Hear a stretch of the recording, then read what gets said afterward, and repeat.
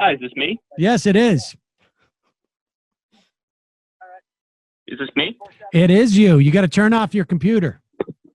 Oh, yeah, sorry. This is James from New York. James from New York. What's on your mind? Hi. I just want to talk about the response to the coronavirus that a lot of people on the right have been obsessed with, the herd immunity idea.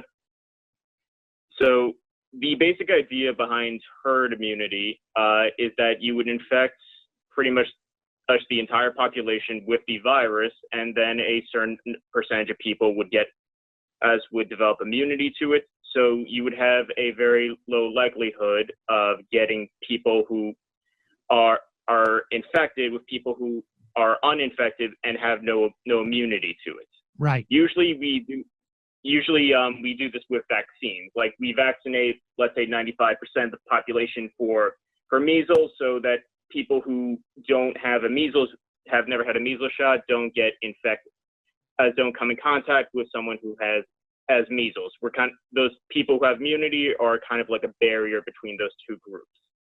So, but part of the problem with the right is when we do with vaccines, we're either giving you a dead or paralyzed version of the virus. So it can't really do any harm to you unless you're immunocompromised or something like that.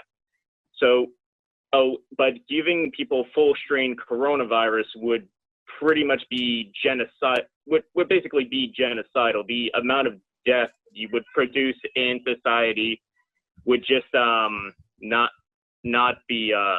would just not be worth it. I mean, that was Plan A in the United Kingdom, and they've had the worst response out of dealing with coronavirus outside the United States, to the point where the prime minister even got infected. Right. They actually tried something similar in Sweden with they had no lockdown orders, but Sweden, even compared to its neighbors who did do lockdowns, was significantly worse. And that's a country where you have a lot of social cohesion and a very strong welfare state. So you actually can limit spread of infection with that. Right.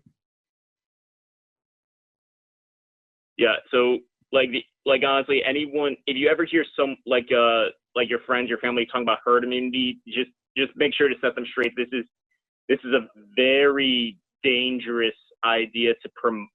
There's a lot of misinformation going out there. I mean, the bottom line is that herd immunity may be our only way out of this. But when people say herd immunity, I mean, people can do the numbers. This is like, you're not going to get it exactly, but you're going to get close.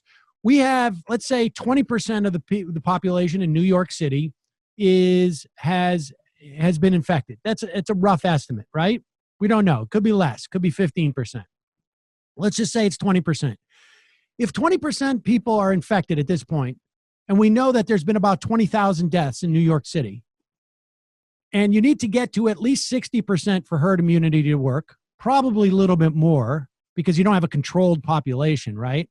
Like that population's not fluid. I mean, it's fluid rather. So do the math. 60,000 people in New York City will have to die to get to herd immunity. And you can't do it quickly or you'll overwhelm the system.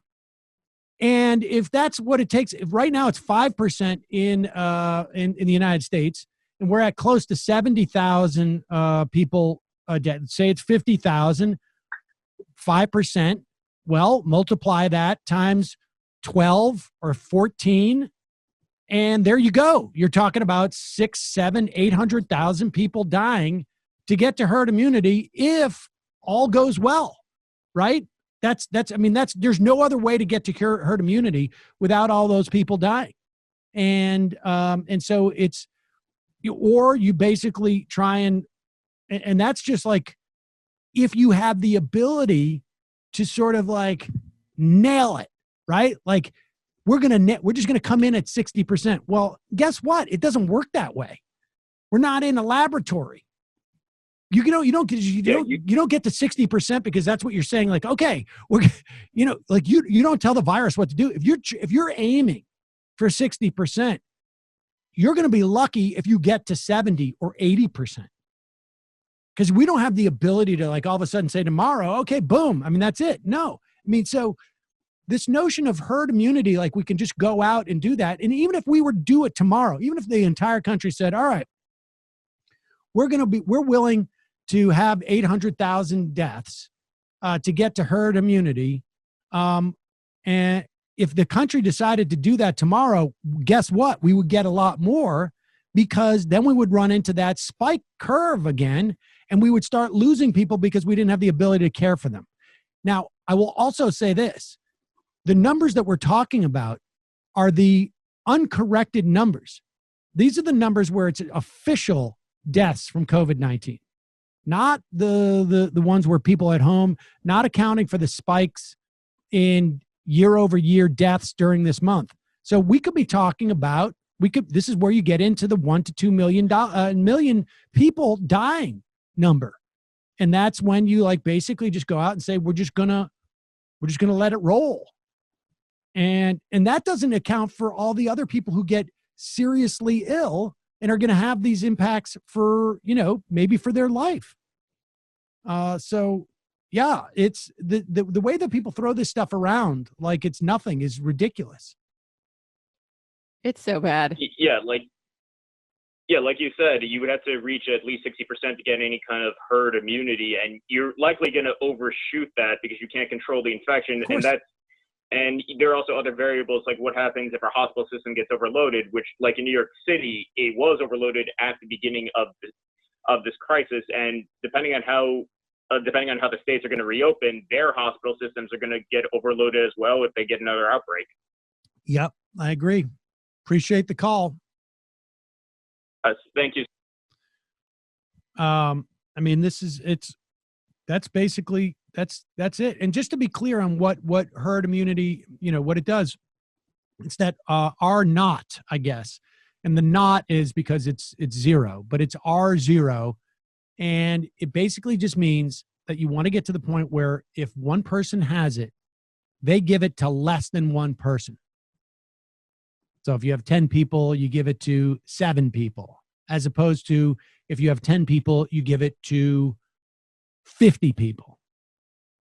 And the idea is that if you get to 60, 70% of the population is infected and has the antibodies,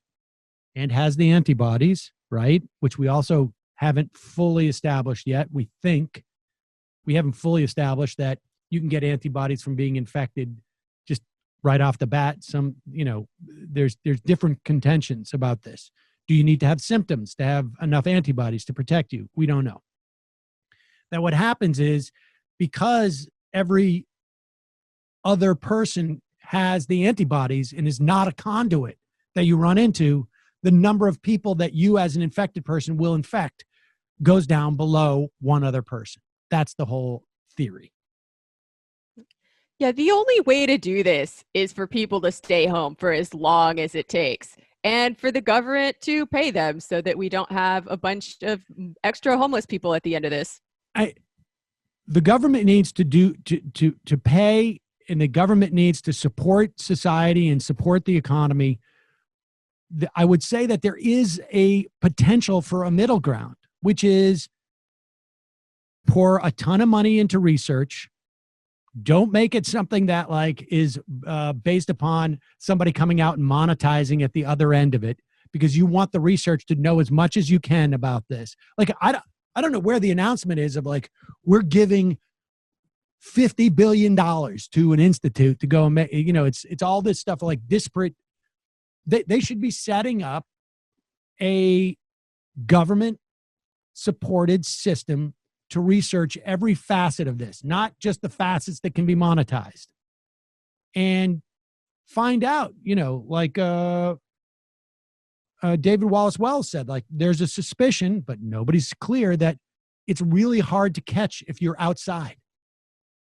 Because if that's the case, then you can go about and live your life in a way that it's not going to be normal, but it's not going to be as horrible as it is now. And it also means that you need to start to if you live in the north of the country, you need to start to plan what we're going to do, come October, November, December, January, February. I mean, right now there should be like all sorts of plans that should be happening at the federal level to develop, contingencies for schools, for like, if it's the case that you cannot catch it indoors, if it's the case, then universities can start saying, like, we're going to start doing outdoor classes under tents. Schools can do this. What are we going to do in the winter? Maybe we put in heater. I don't know. Maybe we do. Maybe the school year runs, maybe instead of the 3 months that you get off or in the summer, maybe they're December, January, February for 1 year. I mean, all of these things. And I'm not offering any of these as solutions. I'm offering them as examples of questions that need to be addressed, that we don't have the leadership in this country that's doing it. We just simply don't have it.